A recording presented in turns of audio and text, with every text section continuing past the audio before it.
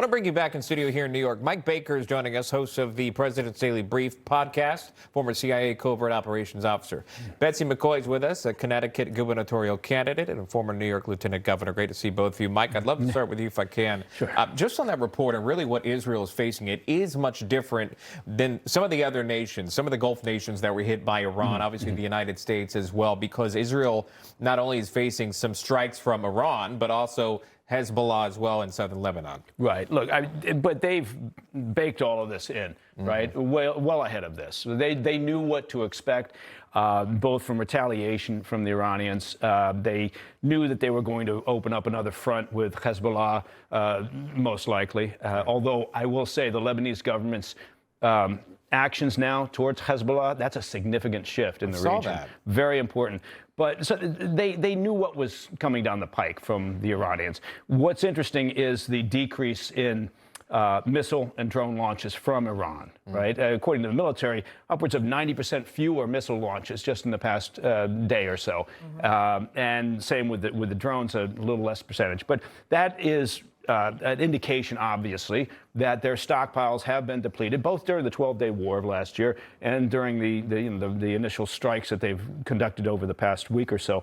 So that's remarkable. Now, the Iranian regime is holding on to some of those missiles, obviously. I don't think they're not going to get out front, use everything, and then find out that they have nothing left. But there's also the question of what happens, right? What happens next? And I appreciate President Trump making comments like, lay down your arms, right? We'll give you immunity.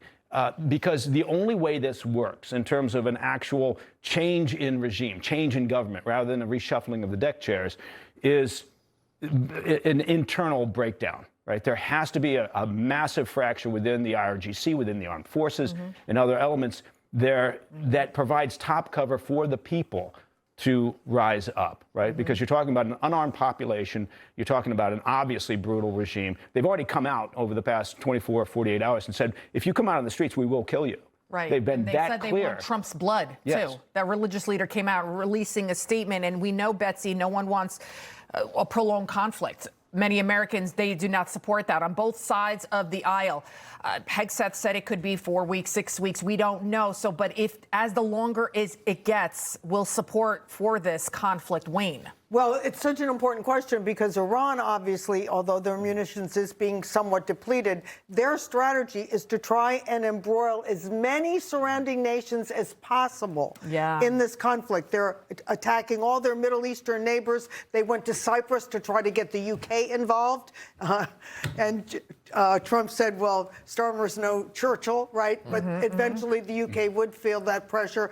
I would just say here at home, I want to see Americans support Donald Trump in the effort to eliminate this terrorist, this murderer, this regime that has caused so much turmoil and so much death in the region for 4 decades. Over 4. At least 4 decades. So finally, we have a president with the guts to do this.